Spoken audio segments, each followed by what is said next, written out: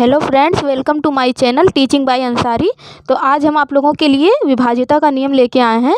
तो वैसे तो 2, 4 इस सबसे कौन सी संख्या विभाजित है ये तुरंत पता चल जाता है, लेकिन जो थोड़ा सा टफ है हम वो सवाल लेके आए हैं। तो 11 से विभाजिता का नियम क्या होगा। अब जैसे 11 है, 11 से विभाजिता का नियम अक्सर एग्जाम में पूछ लेता है, तो इसीलिए हम 11 और जो भी थोड़ा सा टफ है वो वाला विभाजिता का नियम लेके आए हैं। तो देखिए 11 का जो विभाजिता का नियम है वो यहाँ पे थ्योरी में लिखा हुआ है। ऑड और इवन स्थानों का योग अगर बराबर हो या 0 आए तो या अंतर 11 आ जाए तो 11 से विभाज्य होगा। अब देखिए क्या लिखा हुआ है, ऑड और इवन मतलब सम और विषम स्थानों का योग अगर बराबर हो या 0 आए या उसका अंतर 11 आ जाए तो वो 11 से विभाजित होगा। अब देखिए आप जब इसका एग्जाम्पल देखेंगे तो अच्छे से समझ में आएगा। तो देखिए मान लीजिए ये संख्या दी गई है और इसमें पूछा गया है कि 11 से विभाजिता का नियम क्या है, मतलब ये 11 से विभाजित है या नहीं विभाजित है। तो मान लीजिए ये कितने डिजिट का है, 2, 3, 4, 5, 6 डिजिट का यहाँ पे दिया है। तो थोड़ा सा आप जब 11 से इसको विभाजित करेंगे तो टाइम लगेगा, लेकिन जब आपको नियम पता होगा आप तुरंत देख के और जल्दी से बता सकते हैं कि ये 11 से विभाजित है कि नहीं है। और ये अक्सर पूछा भी जाता है।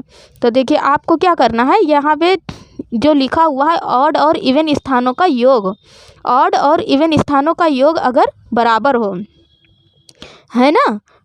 और तो यहाँ पे सम और विषम स्थानों का योग, तो हम सबसे पहले विषम स्थान का निकाल लेंगे क्योंकि शुरू तो विषम से ही होता है। तो यहाँ पे 6, 7 और 2 ये विषम स्थान पे है। तो 6, 7 और 2 जब इसको ऐड करेंगे तो 15 आएगा।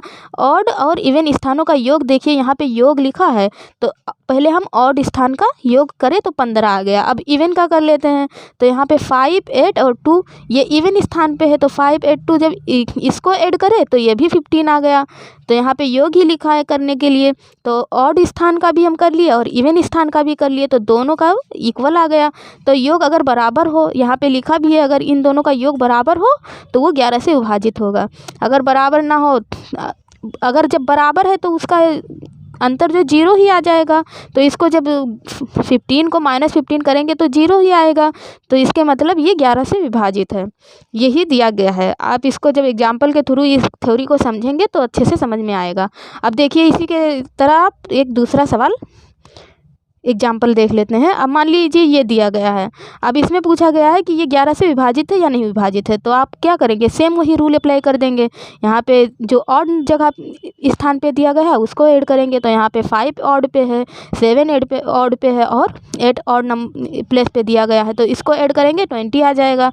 और जब इवन स्थान वाला जो है डिजिट इसको ऐड करेंगे तो 9 आ जाएगा।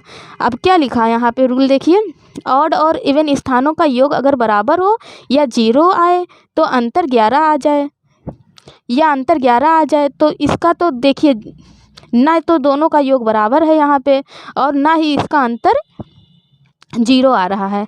तो अब क्या करेंगे, लेकिन यहाँ पे देखिए नीचे क्या लिखा है, या अंतर 11 आ जाए।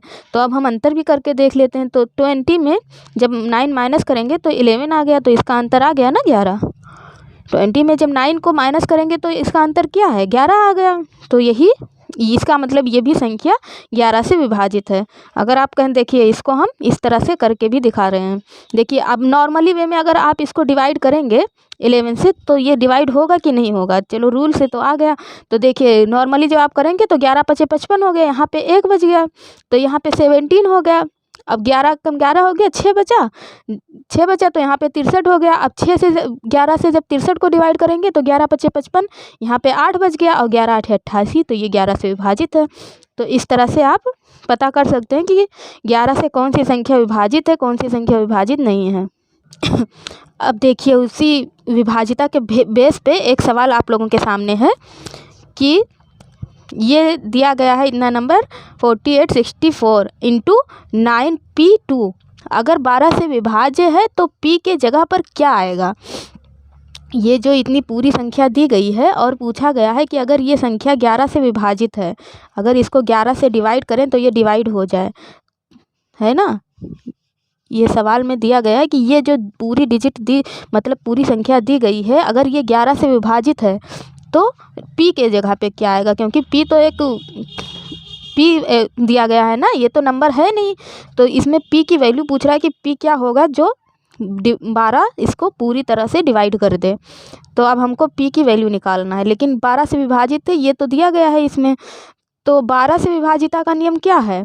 तो यहाँ पे देखिए 12 से विभाजिता का नियम मैंने लिख दिया है। 12 से वही संख्या विभाजित होगी जो 3 और 4 से विभाजित होगी।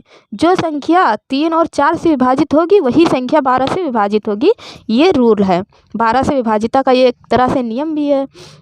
तो अब ये संख्या दी गई है, अब हम इसको कर लेते हैं। देखिए 4 8 6 4 इंटू 9 p2 है ना, ये संख्या दी गई है। और ये संख्या दी गई है और इसमें कहा गया है अगर 12 से विभाज्य है, तो 12 से ये संख्या विभाज्य है, ये तो हमें मानना ही पड़ेगा। तो जब 12 से विभाज्य है तो इसके मतलब है कि ये 3 और 4 दोनों से विभाजित होगा, क्योंकि 12 का तो नियम ही यही है कि जो संख्या 3 और 4 से विभाजित होगी वो संख्या 12 से विभाजित होगी, है ना। तो हम इसको इसी वे में लिख लेते हैं। 3 चौको 12 होता ही है, तो इसको 3 इंटू 4 लिख लेते हैं। 4 3 12 होता है। और जाहिर है कि जब ये 12 से विभाजित है तो 3 और 4 दोनों से विभाजित होना ही चाहिए। तो अब इसको चलिए हम इस तरह से डिवाइड कर लेते हैं। तो यहाँ पे 4 से इसको कर सकते हैं ना डिवाइड, हाँ 4 से कर सकते हैं। तो 4 एकम 4 हो गया और 4 दूना 8 हो गया, है ना। और फिर 4 एकम 4 हो गया, 4 पंचे 20, 4 छक 24। तो ये पूरी संख्या 4 से डिवाइड हो गई। अब यहाँ नीचे 3 ही बचा। अब 3 से डिवाइड का नियम क्या है? अगर अंकों का योग 3 से डिवाइड होगा, अगर अंकों का योग 3 से डिवाइड होगा तो वो संख्या समझो 3 से डिवाइड हो जाएगी। तो अब यहाँ पे ऐसी कौन सी संख्या लिखें जिसके अंकों का योग, इन तीनों का योग जो है 3 से डिवाइड हो जाए। 3 के विभाजिता का नियम यही तो है कि अगर अंकों का योग 3 से विभाजित हो जाए तो वो संख्या 3 से विभाजित हो जाएगी। इसी तरह 9 के भी विभाजिता का नियम है, लेकिन ये सब आई होप आप लोगों को आता होगा, तो मैंने इसीलिए 11 का थोड़ा सा कॉम्प्लिकेटेड था इसीलिए मैंने लिया था। अगर आप लोगों की मांग होगी तो हम वो वीडियो भी जल्द से जल्द लेके आएंगे। तो देखिए यहाँ पे 9p2 दिया गया है। अब यहाँ पे हम ऐसी कौन सी संख्या लिख दें कि ये 3 से इसको डिवाइड कर दे। तो 9 और 2 11 हो गया। अब यहाँ पे ऐसी क्या लिखें कि जो 3 से, 11 तो 3 से विभाजित है नहीं तो यहाँ पे 0 भी लिख सकते थे, लेकिन 11 कहाँ 3 से विभाजित है। और अगर यहाँ पे 1 लिखेंगे तो ये 12 हो जाएगा, 12 तो 3 से विभाजित है, तो यहाँ पे हम 1 ही लिख देते हैं। तो यहाँ पे 9 + 1 + 2 तो इक्वल टू 12 हो गया। तो अब ये 12 जो है ये 3 से विभाजित है, क्योंकि अंकों का योग अगर 3, ये 3 से विभाजिता का नियम है कि अगर अंकों का योग 3 से विभाजित होगा तो वो संख्या 3 से विभाजित होगी। तो अंकों का योग यहाँ पे 9 2 11 आ रहा था, अब हम ऐसे क्या वैल्यू लिख देते कि ये 1 से विभाजित हो जाता। तो यहाँ पे 1 लिख दिए तो ये 12 हो गया। 12 3 से विभाजित है, 3 चौको 12। तो इसीलिए p की वैल्यू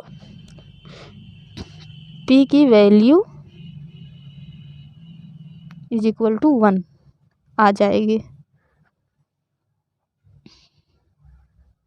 है ना। तो ये आंसर हो जाएगा। तो आई होप आप लोगों को वीडियो पसंद आया होगा, और अगर आप लोगों के समझ में आया हो तो मेरे चैनल को लाइक करें और सब्सक्राइब करें।